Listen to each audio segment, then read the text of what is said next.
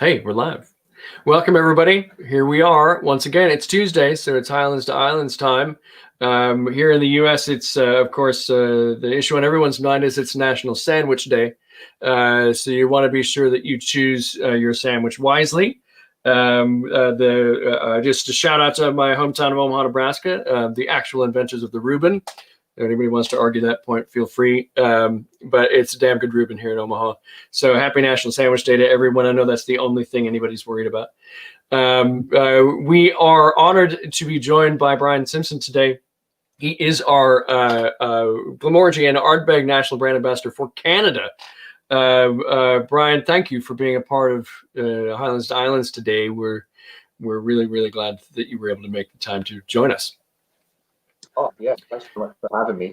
I was saying, actually, I was very fortunate to be on a call with Cameron last night as well. But yeah, it seems like it's been too long since we've all hung out together. I know. Yeah, we did the thing. We did the global summit last year, which was a blast, and there was the plan again to all meet in Edinburgh and wander around Scotland for a week or so. But of course, it was preempted by our friend the coronavirus. So hopefully, we'll be able to get back and do that again someday. That'd be just fantastic. That would be incredible. Wouldn't it though? So Cameron and I, we focus on our individual brands quite a lot. So I spend a lot of time talking about Glenmorangie and wearing stuff that says Glenmorangie on it and things like that. Cam does the same with Ardbeg. We're both in situations where we have to talk about the other brand, enough that it's a thing that keeps relevance in our heads. But you talk about both all the time. And today's topic being fermentation and choice of fermentation medium. I'm interested in finding out from you how you go about making it make sense for consumers across a broad spectrum of knowledge bases. Why would Glenmorangie choose to ferment in stainless steel? And why would Ardbeg choose to ferment in wood? How do you go about making that make sense for consumers? Yeah, and it's very interesting, especially in the start of my career working for Glenmorangie and Ardbeg.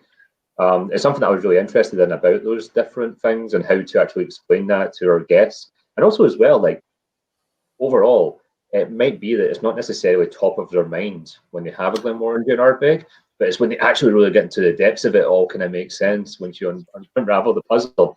I probably think it's interesting though. I think when it comes to any distillery, one thing that's very important for myself as a whiskey fan and enthusiast is about distillery characteristic and your actual character of the distillery, and then the choices you're using to make sure that the character always stays true. Now, I don't want to be disparaging to any other distillery out there that have maybe changed the way they've done things over the years. But certainly for Glenmorangie, a huge thing of Glenmorangie is the consistency of the product. The other thing as well is the actual character of the product. I say the word elegant quite a lot when talking about Glenmorangie, and I would say that when it comes to creating an elegant spirit on a consistent basis, using stainless steel is a fantastic way of doing that. Ardbeg, on the other hand, I remember Dr. Bill Lumsden saying, when it comes to Ardbeg, you get a chance to be pretty weird. And you get a chance to actually create unusual flavors that maybe not necessarily would work at Glenmorangie. And that's right. Really to do. So when it comes to using wooden washbacks, that itself, there's certain words that I'm going to be using there, and it's maybe words like funk that's in there. And those sort of things there, a wooden washback is something that kind of suits the Ardbeg style. So I think it's very easy for me having to talk about Glenmorangie and Ardbeg when it comes to stainless steel versus wooden washbacks, because the flavour profile of each of them and the distillery characteristics are so wide apart. Well, and one of the things that we should probably clarify for the folks that watch this video is how does all of this work just in macro terms? Of course, fermentation is the process of creating the alcohol that is then distilled and concentrated into what goes into the barrel. So this is going to happen at every distillery, really anywhere. The creation of the conversion of fermentable sugars to alcohol via the introduction of yeast and a period of fermentation. Now, the whole premise of this discussion is not that fermentation exists. Of course, it does, and it's a really complicated process from a chemical perspective, just from a yeast physiology perspective. But this idea that what you ferment in the vessel. What is it made of, and what dynamics in terms of the flavor profile, the end product, can you attribute back to what your fermentation vessel is made from? So, just to establish some perspective in terms of why the hell we would sit around talking about this. That's why. So, Cam, you, since Bryan put it really eloquently, what happens at Glenmorangie is a pretty elegant process. It focuses those fruity characteristics, particularly the citrus characteristics, and preserves the floral elements that are, I think, at the heart of what Glenmorangie is all about. But that is not the story at Ardbeg, clearly. Thoughts on that?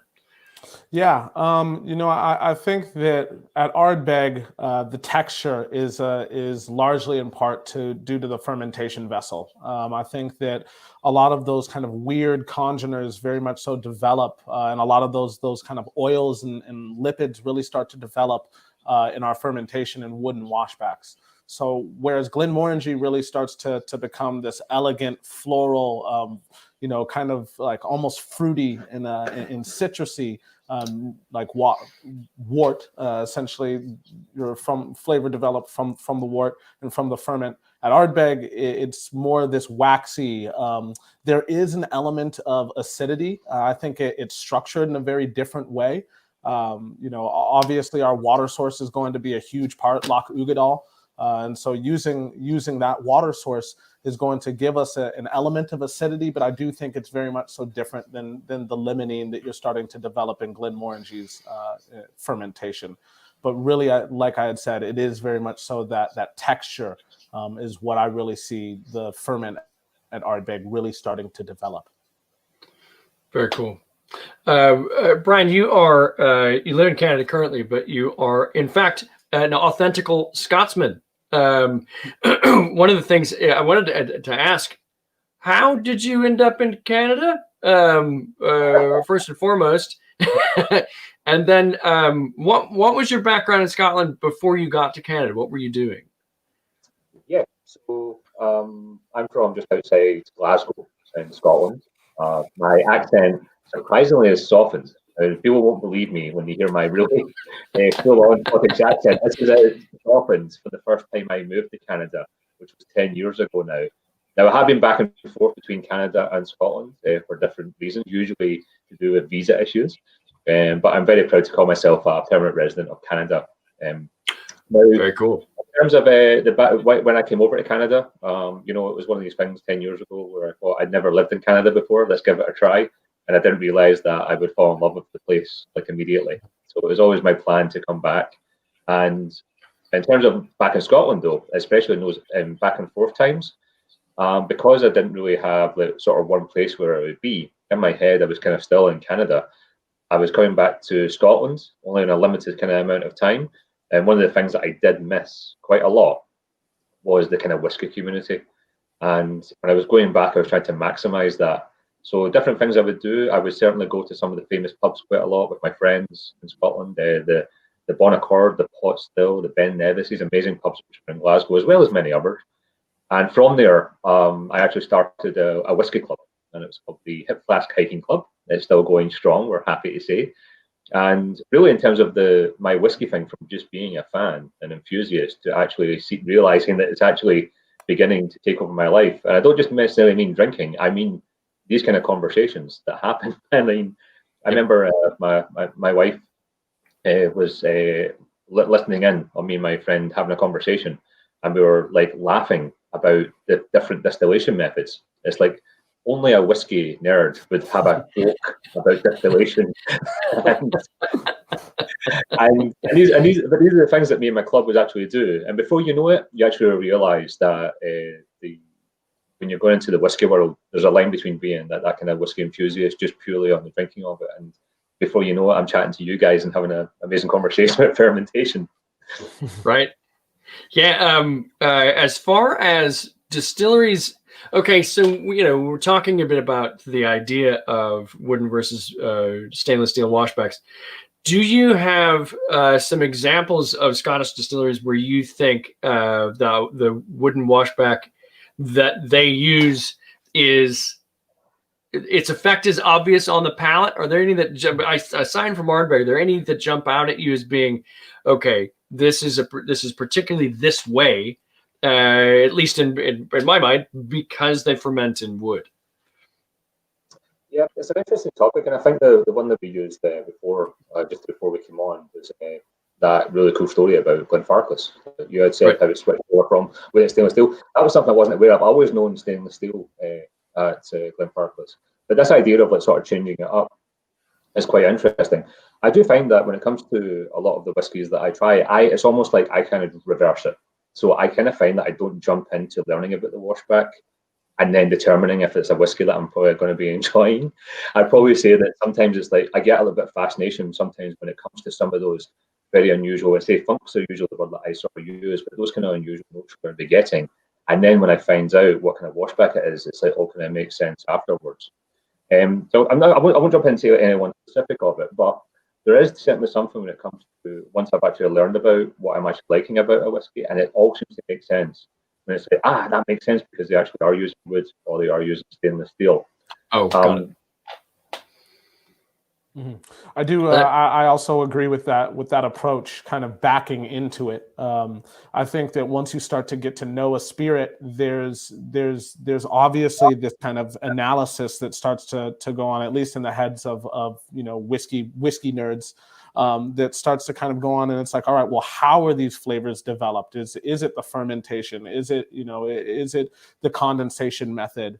So you're able to learn a lot about a whiskey after trying it for the first time and understand some of the distillery's DNA and characteristics. Fermentation being a huge part of that, obviously.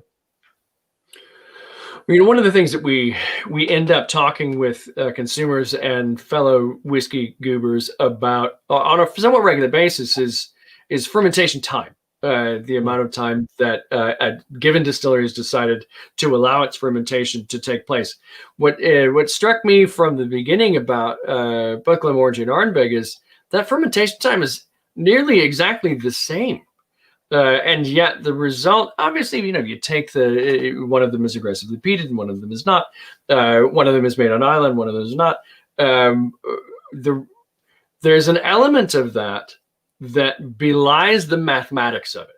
Like, okay, this is 55, 56 hours of average fermentation time at both Glenmorangie and Ardbeg. So when you taste that fermentation base, the distiller's beer at each, and after a while, as a taster, as a not aggressive taster, but as an enthusiastic taster of the elements of whiskey. If you go to a distillery tour and they get you an opportunity to taste the distiller's beers, if you tasted the two distillers' fermented products at each of those distilleries, and you take the sort of the influence of peat out of the one, there's still quite a bit different. And from my perspective, the things that I think the three of us have learned in throughout training and the tours that we've taken and so on and so forth, that it comes down to, at least to a certain degree, to stainless steel being easier to sterilize. Any thoughts on how much the porosity versus lack of it plays into why there's a difference there? Yeah, I think that this is something that I learned quite a lot. I say this is not necessarily usually like your general whiskey drinker. This is when you're actually talking to these people behind the scenes that actually are the scientists that are doing all of this. And when you hear them getting excited, it's not necessarily that it's just that one or the other. And when it comes to the idea of even when you're making beer, for example, you're talking quite a lot of brewers, and some of them would say that stainless steel is the only way to go because of sterilization. And for some people, though, if you actually look at even different spirit categories, they would say using stainless steel actually means that you're removing so much of the character of what it becomes the eventual final product. For whiskey, I think it's an amazing thing, though, because you do get actually this amazing category where both of them work. Now, in terms of sterilization, that to me, in theory, would be something that is extremely important when it comes to creating a spirit or whiskey in general. But then all of a sudden, like talking to Brendan McCarran, and you're talking about how, well, actually, just that little bit that's left behind has actually got a little bit towards the character of Ardbeg. So in terms of actually like sort of saying toward, is it important? In my head, it's like, yeah, of course it's going to be important to have like sterilized equipment. But then all of a sudden you actually see how the little secrets of Ardbeg and those little bits of unusual notes come through and how much they actually play a part in the overall product. Yeah, it is. We were Cam and I were just talking about. We had Brendan on last week with Lou Bryson and Maggie Campbell, and we were talking a bit about Kleinleash, and of course, in my head, Kleinleash wooden washbacks, the waxiness that tends to be one of those hallmark characteristics of a distillate that was fermented in wood. It's certainly present in Ardbeg. And there it is in Kleinleash. And he sort of proceeded to, which he typically does, to blow my mind with a bunch of things I hadn't considered. Like the configuration of the faints receiver at Kleinleash is different than how it is configured at Ardbeg in terms of how many wash stills fill or feed the same faints receiver. Kleinleash bigger, sits around longer. The elements tend to stratify, separate out. There's a little bit more oxidization that might lead to that same sort of signature Kleinleashiness of a Kleinleash whiskey. And I hadn't thought about that at all, clearly, because it's separate from the fermentation phase anyway. But there are steps in the process that could manifest the same basic organoleptic result that have nothing to do with the fermentation medium, which I think is fascinating. And one other thing that I ran into just in researching this topic a little for our conversation was who was it? I think it was Ben Nevis that put concrete washbacks in and then took them out. That's nuts. It's so interesting that the history of Ben Nevis, like it's so upside down, and it's such a fascinating distillery. So it was the first hybrid distillery between using malt and grain. And I thought that was enough. And before you know it, like the idea of using concrete for washbacks, which is, and I tell you what, and Ben Nevis is a good example in terms of distillery characteristic, in terms of one that you can't necessarily just pinpoint in terms of what it actually is now. It's the same as the past. There's been so much, I guess you would call it experimentation. Some people just say it's mucking around in terms of how they're actually creating the spirit. Interestingly enough, though, just to give you a little tidbit as well, so the agency that we work with here in Canada is Charlton Hobbs, and Duncan Hobbs is the head of that, president. Joseph Hobbs, he's actually from Canada. He lived in Scotland. He was actually in charge of Ben Nevis at that time, where it actually came. Oh, really? Yeah. So it's himself that created the hybrid distillery in there. And I believe, I could be wrong on this, I believe it's also himself that was doing the idea of using concrete washbacks as well. So a little bit of Canadian inspiration. That's nice. Great. You know, something I was kind of thinking about when we started talking about the sterility of stainless steel versus all wooden washbacks is immediately started thinking about American distillers and their use of essentially like backset, yeah. So, that I kind of view some of the properties of utilizing all wooden washbacks the way that we do at Ardbeg as our own version of kind of jump starting a ferment or adding some of the acidity, adding some of that waxiness. And I do think that looking at American distilleries and their use of backset and fermentation is a really great kind of link or line to draw there. I hadn't considered that at all. Of course, that makes loads of sense because you've got the past fermentations actively informing the current fermentation throughout, just by virtue of it's impossible to fully sterilize that situation. Yeah. Loads of places for little microscopic beasties to hide and impart their will on the next set of fermentation. And yeah, to your point, stabilizing pH. Stabilizing the bacterial microflora, since you've got every distillery has it. Every distillery has its own a bacterial microflora that's sort of the thumbprint of that distillery.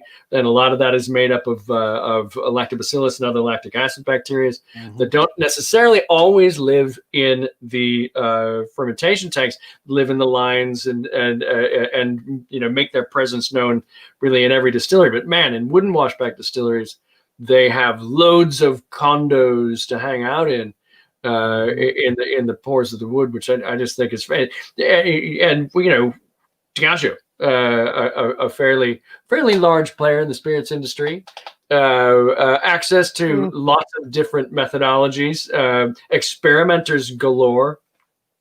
Those distilleries that they own that were historically wooden washback distilleries, they didn't change that. When Kleinlich was built across from Brora in that era where stainless steel washbacks were almost exclusively used, they put wood in.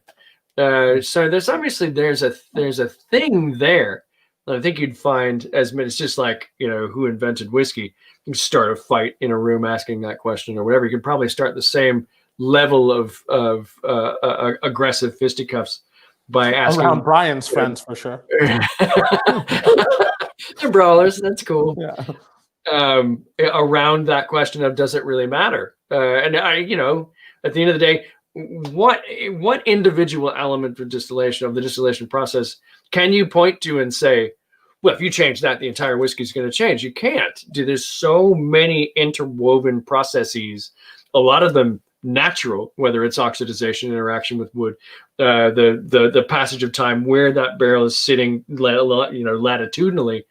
A lot of that stuff is beyond control, beyond human control, and to a degree beyond human understanding.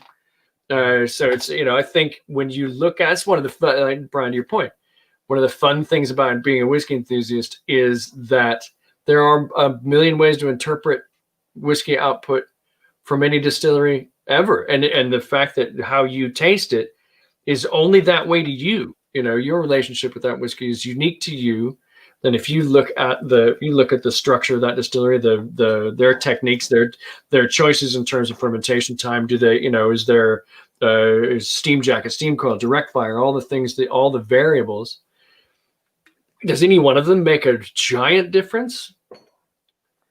I think this def certainly is. I think I would say that if there's one thing that I've learned, which I didn't think was overly important for whiskey makers, because I always see whiskey makers as being, like, say, the mad professors, people who love this idea of experimenting, but eventually it seems to be consistency is what they're kind of looking for. And especially when you're doing such small runs where you can't really lose anything, there's not a huge amount of time for experimentation. Now, it's different you're talking about distillers like Rose Isle, for example, where you can pretty much create any type of spirit you're wanting. There's a huge amount of spectrum there. But actually some of the smaller distillers especially have only got a little bit to go by. And that's why I think it's interesting, whether you do get distilleries which are doing a smaller scale, but they still choose to use wood over stainless steel.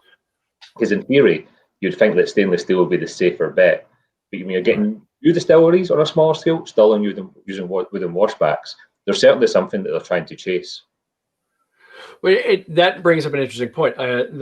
Distilleries with extended fermentation times, and Glenmorangie jumps to mind. I can't right this minute remember if they ferment in wood or steel.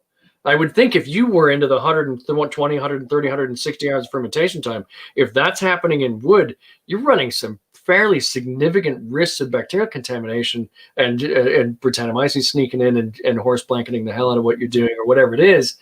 That it just now occurred to me that I don't know the answer to that. Do you have any insights on Glenmorangie in particular? Because I'm drawing a blank in terms of what if they ferment in steel or wood. I can't remember. I'll pass this on to Cameron. He's been quite quiet, not because I don't know the answer. I literally was just like, who can I text to get that answer? Actually, I've got the 2021 yearbook. I'll look it up. Yeah. But yeah, I mean that strikes me as well. And Cam, to your point, in Scotland, we're all using, well, with rare exceptions, all using this same yeast strain.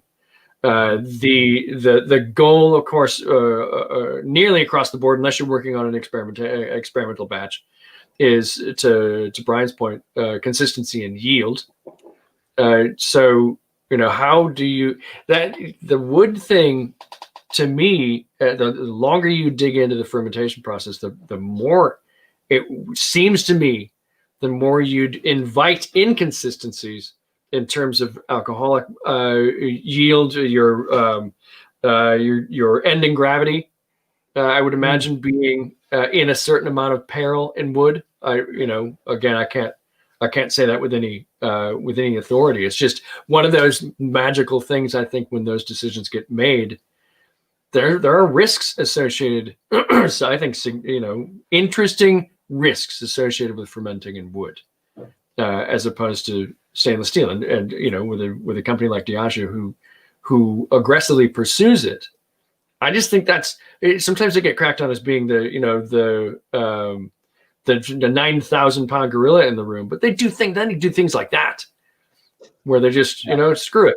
We're gonna start where it lifts all boats. You have to give them credit. And again, that's something that as we had Brendan on last week making brief mention of Lighthouse Project, where a lot of the science and a lot of the findings are things that are going to be shared with the industry that are going to help future distilleries make informed decisions about building their intrinsic DNA, which is in effect going to shape the whiskey industry in and of itself. So I do look at a distiller like DCL or Diageo, and you have to give them their flowers for helping the distillery make informed decisions around fermentation as well. I think we have an answer to our Glenelg question from my pal Mike. Thanks, Mike. That's awesome. It looks as though they have 6 stainless steel washbacks at Glenelg, which makes a certain sense. Once you get into that aggressively long fermentation time, you'd really be I'd like to Mike, as long as you're sitting there with your malt whiskey yearbook, I'd be interested to find out if there's anybody fermenting in wood for 100+ hours, and what the net result, what that whiskey, to a degree, what that whiskey is like. Now, we've got a show coming up in probably a month or so, where we'll be talking to some folks about Canadian whiskey. Since you're in Canada, do you have access to? Have you done distillery tours in Canada and so on and so forth? And my follow up is, is anybody fermenting in wood in Canada?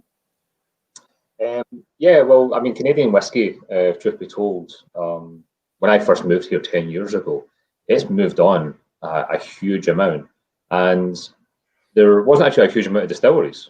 When 10 years ago, there's quite a lot of brands, certainly, and a lot of the brands, what they'll find is at a distillery, they will use various methods to create the various brands that are there. Now, the Dr. Don Livermore, who looks after a lot of the Wiser's whiskies, as well as the Irwin's Goodman Works and Lot 40 and so on. Like, when it comes to himself, he himself has got this smorgasbord of equipment to use to create these things, and obviously different grains and things like that as well. Now, in terms of ones that, off the top of my head, you know what, I'm not. I would hate to take a guess and say which ones are using wood. Most of the ones that I'm aware of, they would use stainless steel, which would kind of make sense, I guess, in terms of the style you're trying to create. But again, this is what it comes down to, like where your characteristic of your whiskey is going to be. I think if you're using, in theory, in my head, if you're going to be using tricky grains such as rye, for example, and then you're switching that up to use like a malted barley, unless you've got separate washbacks for those, I expect that using wood is going to give you a huge amount of interference when it comes to the overall product. If it's stainless steel, I'm not saying it's easy to ferment, but it's a bit easier, obviously, in stainless steel to make sure you're not getting any of that contamination of flavors. Sure. And there's a bit more use, as far as I understand the Canadian whiskey industry, there's a bit more use of column stills in general than of straight pot still distillation in Canada. So there's going to be a little bit more fractionalization of what you end up sending to your still anyway.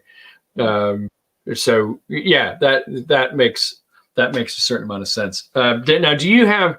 We never really talked about some of your preferences in terms of do you have some whiskeys, some Scottish single malts that outside of Glenmorangie and Ardbeg that you tend to look to as being, man, I crave that one more than others, or this is one that just jumps to mind more often than others, or is indicative of a place or whatever? You have some favorites that you tend to gravitate towards? Yeah, and we're talking about wooden washbacks as well, like in terms of like for long fermentations. Now, Springbank is probably the one that I jump into quite a lot, and their long row range, which is their heavily peated range.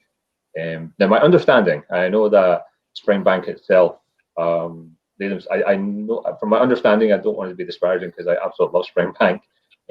I've never been able to hear a consistent time when it comes to how long they ferment for, which is very Springbank, and that's why I love them. Yes, yes, exactly. My understanding is that's from about 79 to up to 110 hours or so. Now, in terms of what that does to the overall spirit to me, I think there is probably something in there when it comes to the overall character of the spirit that's there.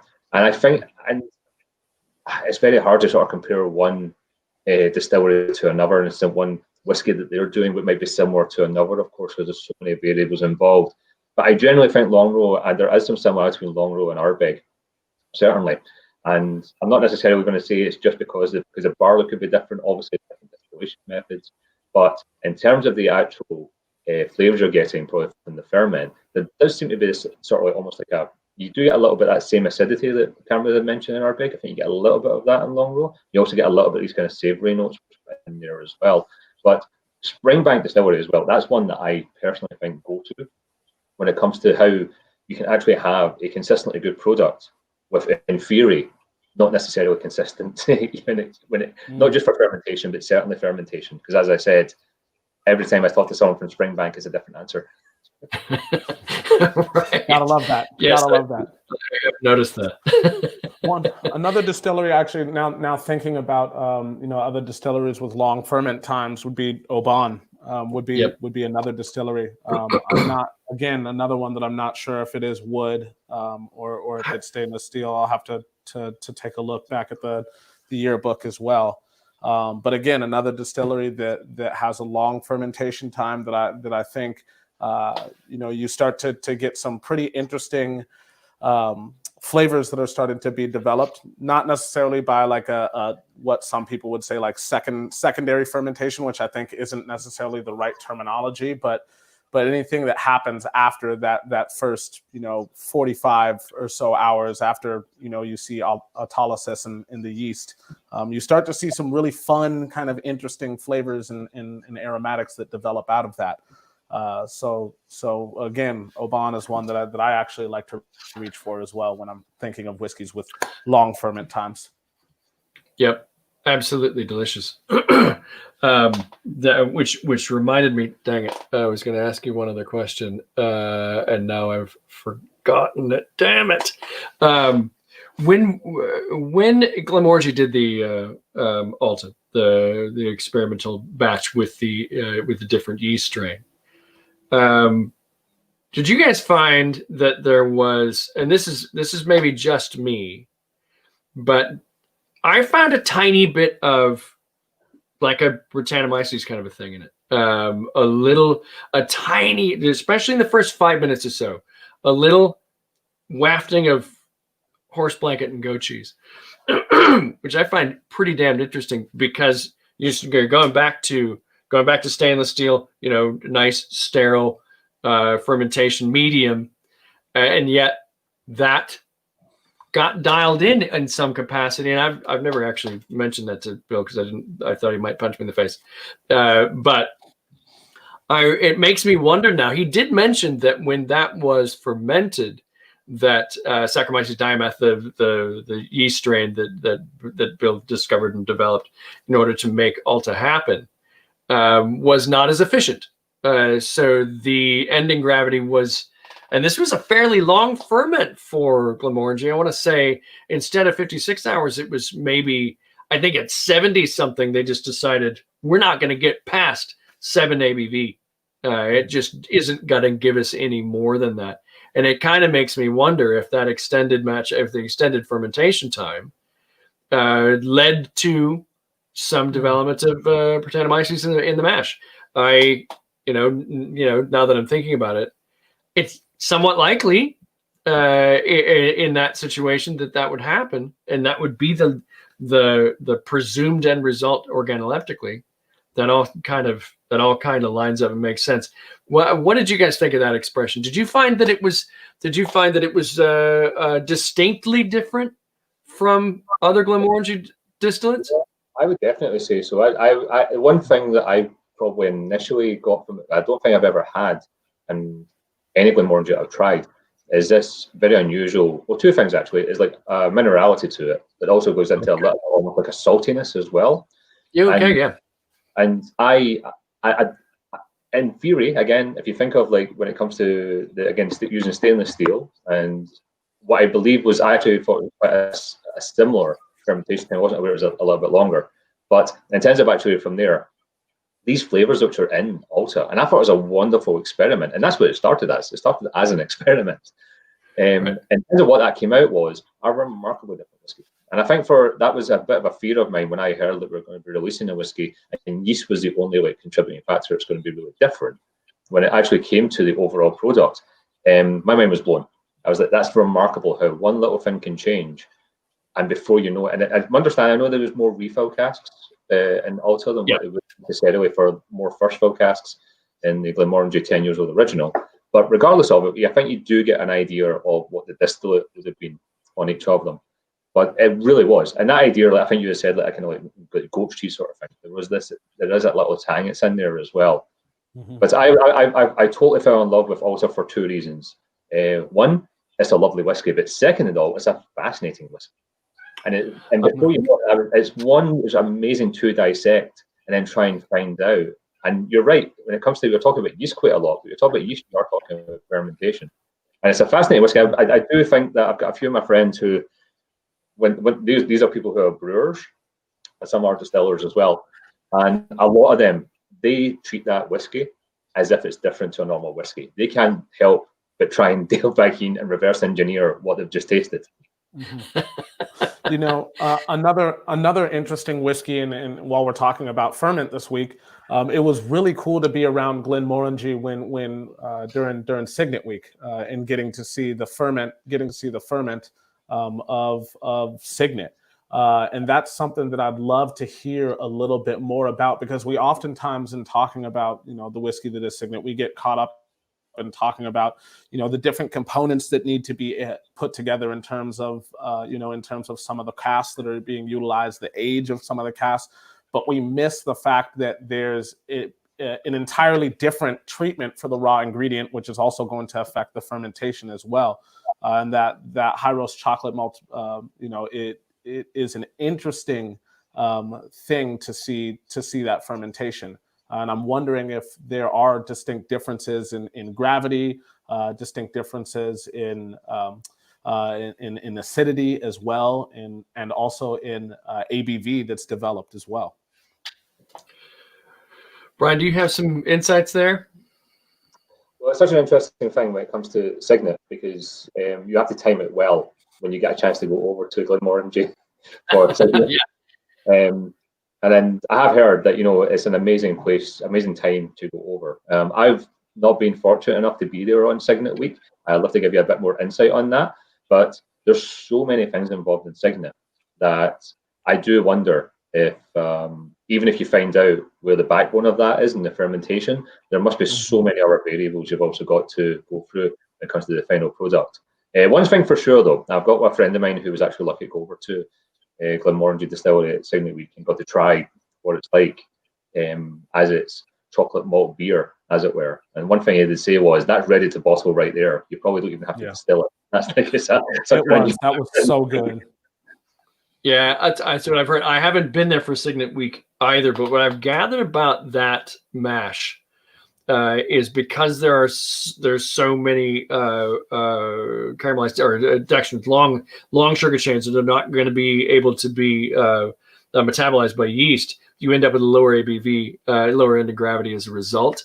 Lower alcohol yield per ton of barley used. Clearly, it's because the use of chocolate malt is really gonna crap on your yield, and I think that really manifests itself in the fermentation phase. It's really hard in a with a mash bill that's got roasted barley, and it's really hard to keep that yield up because of the caramelization, the sort of the Jurassic Parking of those sugars that they're cooked together to the point that there's no enzymatic activity that's going to break them apart. They're caramelized.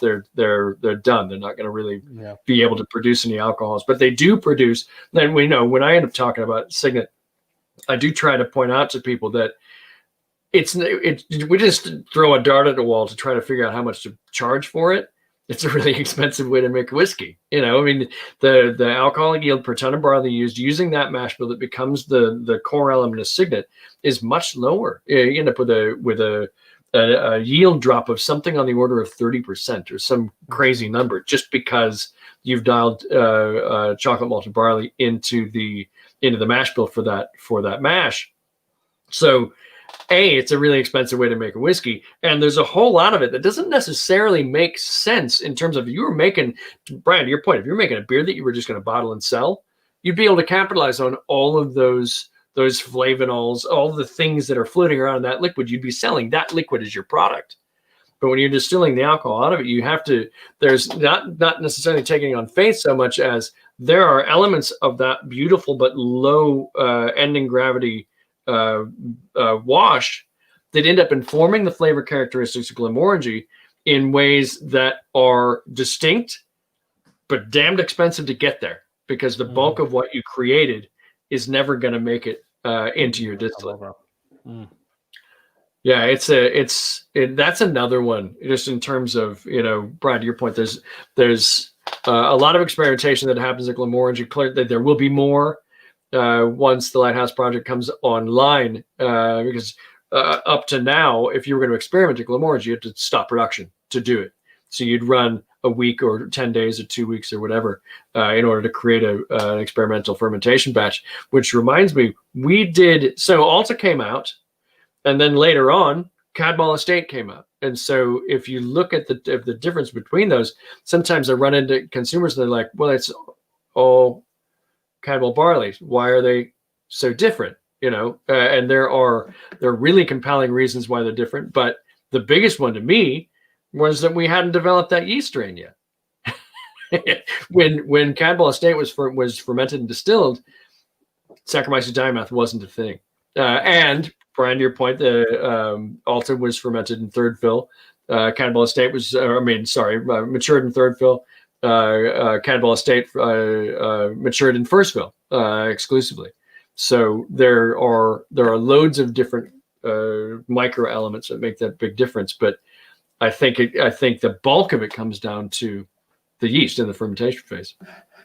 We've got, let's see here. Mike has hit us with, let's see what this says. Notice whichever state results. Okay. So this is from scotchwhiskey.com. Yeah, I have, as a matter of fact, Mike, I've got that article sitting in front of me right this minute. So thanks for sharing that. There are certainly opinions differ on this thing. There are some distilleries that are absolutely convinced that it makes a huge difference. Some distilleries that are convinced that it doesn't. But when we were talking before we got started, Brian, we were talking about Glenfarclas and the switch from wood to stainless steel, which they took their time making that switch happen, just in case there was going to be a significant difference. And I think at the end of it, George believes that it didn't make a huge difference.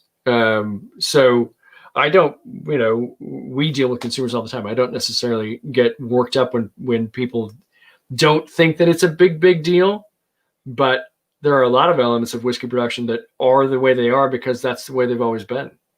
Mm-hmm. And I think that's pervasive throughout the industry. I think it's a fascinating thing as well when it comes to even the purple spirit you're going to be making. What was amazing last year when we were over for Education Summit, we had Brendan taking us around the distillery, and we were saying that when you're creating a peated whiskey and using wooden washbacks, you're not making as much as well. Mm-hmm. So even, and again, it was efficiency, but it has to be important, I think. I think there must be something in it that why you're using it. And as much as it would make as much of a difference, I'm not going to say anything disparaging because Glenfarclas are fantastic, but what usually I'd probably say as an argument is whatever vessel that you're using for fermentation, you're going to say that's the right one. Anyone, yeah, the vessel for us. But the idea about switching, though, like you had the opportunity, if it didn't make that much of a difference, and if it didn't make that much of a difference, then you're trying to raise your efficiency. So you would move to something that's outside of wood. So I think for certain, again, going back to certain characteristics of your spirit, if you're trying to create something a little bit cleaner, perhaps, using very basic terms I know here, think more for us cleaner, that's one thing. But if you are wanting to introduce anything which is going to be of that kind of funk flavor, then in theory, in my head, it's like wooden washbacks would be the way to go. Absolutely. Right. I mean, even look at new construction. In terms of some of the newer distilleries like Ardbeg, we mentioned them last night on our tasting as well. In terms of distilleries that are looking for elements of extended copper contact in their distillate run. But then you can also look at them in their ferment. They've modeled a shocking amount of that distillery off of ideas that I think that you see present in the construction of Ardbeg's actual distillery's DNA as well. From the purifier on the still. Well, how do you do that, but in a little bit of a different way? Well, you add an incredibly long line arm. Right. All wooden washbacks, same as at Ardbeg as well. So in their own way, I see them trying to make a spirit that has a lot of the same nuance and depth that we talk about at Ardbeg. And there has to be something, to the value of using a piece that is, wooden fermentation vessels. Or else they would have just gone the route that is more that I guess would add to the longevity of some of the ferment vessels, because stainless steel is going to last longer. You're going to see, right. So they could have gone that direction, but there has to be something in it to ferment in all wood, or else everybody would be using stainless steel, and we'd be approaching ferment like it's more of a monolithic idea. Right. And one of the things I wanted to clarify, just so that we're not confusing the hell out of people, in terms of the discussion of wood and whiskey, it tends to be focused on maturation. And so this idea that fermentation vessels, or even in Ardbeg's case, the gathering vat, these are situations where the wood in and of itself, not the microflora that might be living in the wood, but the wood itself is not interacting with those liquids at that time. That is certainly the opposite is true during maturation. The wood and the spirit are intrinsically interactive and have a massive amount to do with what that whiskey ends up tasting like. But what we're discussing here in terms of fermentation, and even the gathering vat, wood to a degree has to be pyrolytically degraded, i.e. heated up really aggressively or started on fire, and then the liquid inside of it has to be a relatively high ABV to get that aggressive interaction happening anyway. So you're talking about a fermentation vessel that's wood. That wood has never been heated. It's pine or larch. It isn't built the same that oak is built, and the ABV of that liquid is much lower than it would be if it was spirit. So those two things obviously are going to be two decidedly different discussions. The other half of what you brought up about Ardbeg, I think it's really interesting, and Brendan was talking about it last week. Sometimes distilleries are constructed that seem to be counterintuitive to their own processes. Like you'd mentioned Ardbeg, big old, super gradually descending lineups, really long ones, into worm tubs. Worm tubs, yeah. So it's exactly where you were going, yeah. So what the hell, and it works for them because they've taken elements of different things. That I think Springbank is, to a certain degree, that's like that. You only distill in Scotland. That's steam coil and direct fire. Yeah. Like. What? Pick one, man. What the hell? But they decided, screw it, we're doing both, and we'll see what happens. Or screw it, we're putting in concrete washbacks. We'll see what happens. One of the things that I love about Scottish whiskey distilling in particular, and it happens all over the globe, but that's one of the places where the whiskey traditions are oldest, is that industry grew up before the scientific understanding of the industry itself. It predated an understanding of itself. It's almost like being sentient 20 years after you were born. You know, that it's like, oh, damn, how did I get here? And then trying to work backwards into some understanding of how a thing is the way that it is, whether the decisions that your ancestors made in terms of the construction of the distillery, do they work? Should we add things? Should we subtract things? Ardbeg didn't always have a purifier, but now that they do, that's that aggressively informs the flavor profile of Ardbeg. Would you change it now? No, because then it would. Ardbeg would stop being Ardbeg to a degree because of that one singular change. But I just think is totally fascinating. And to me, the choice of wooden washback is another one of those things where the producer of that whiskey has, even to a slightly higher degree, decided, I don't want that much control. I would like natural processes to inform my end product this much more than, say, and then again, Bryan, to your point, that's what are you going for? What are you trying to make? Is that going to inform your process to the point that you're going to reach the desired end result?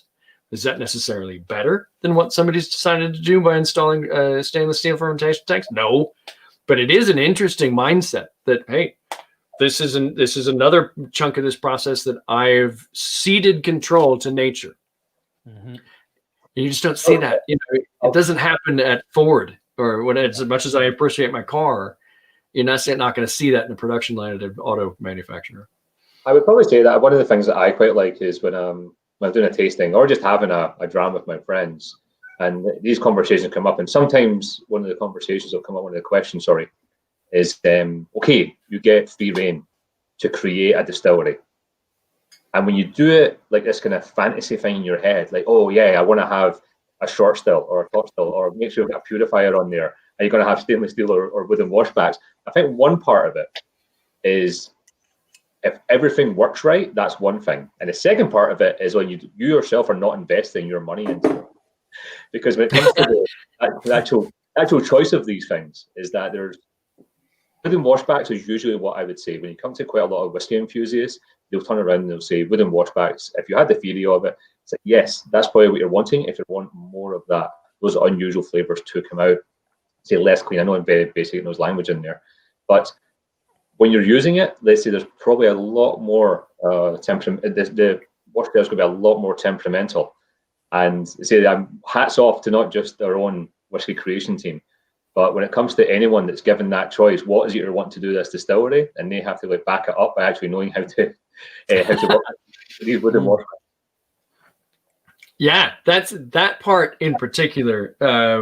We were talking about fermentation vessel choice being a function of consistency in organoleptics and in yield.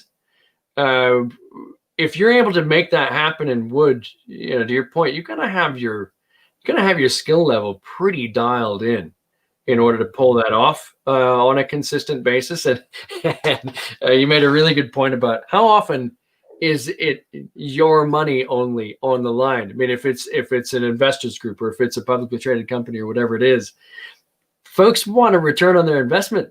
So you can't just sort of play 7-card stud with somebody else's money, because you're going to have to produce on some level a marketable, consistent result. And wooden fermentation isn't necessarily, and Brendan was talking about last week, so the question came up, okay, that same idea, how would you design a distillery? He was talking about the difference between Glenmorangie and Ardbeg. It's like, if I had a blueprint that I could draw for a distillery to produce a light, fruity, floral, citrusy spirit, I would make a distillery exactly like Glenmorangie. If I was asked to make a distillate like Ardbeg, there are a lot of things about Ardbeg that I wouldn't necessarily put together, but somehow they work. That idea that sometimes, who is it? It was Cardew. So back in the day, before Glenfiddich existed, Cardew made a much oilier, more sort of aggressive style of spirit. They had shorter stills and so on and so forth. when the blenders kind of took things over in the late 1800s, and the blenders came back to Cardew and said, listen, this isn't a style that really works for us anymore. We're looking for lighter and fruitier and more floral. So they put in big old tall stills, and they sold their short stills and their mill and their water wheel to Glenfiddich. And Glenfiddich used it in a way that produced Glenfiddich, even though if you look at how it's direct fire, at least in the one warehouse, direct fire, short stills, it shouldn't do what it does. That's one of those things that another one of those elements of this, of whiskey as a category. When you look at it, and that shouldn't work. The mathematics on that are fully wrong, and yet, in the hands of a given group of people, move the cut points around, massage the system a bit to get what you want out of it. It's a whole different way of looking at it, I think. I think I've, growing up, I was never a fan of the show your work math question, because if you get the answer right, I feel like you get the answer right. And there's something to be said for distilleries that manage to get the answer right, when on paper it looks like the math is wrong, but it's like the right answer is the right answer. And so, that story, right, I think is a great example of that.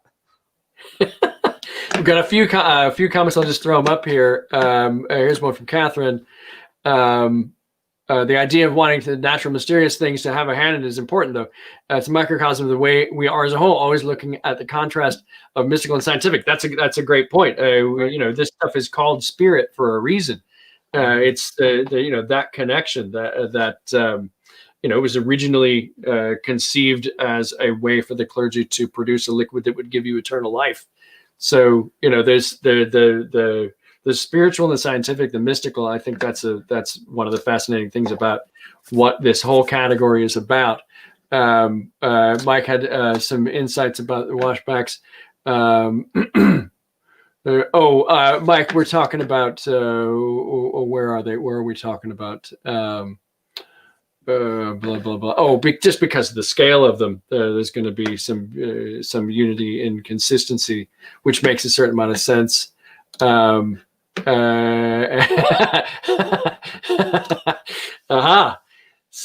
and not showing your work keeps the knowledge to yourself. I see. We all want to learn how to know all what you know.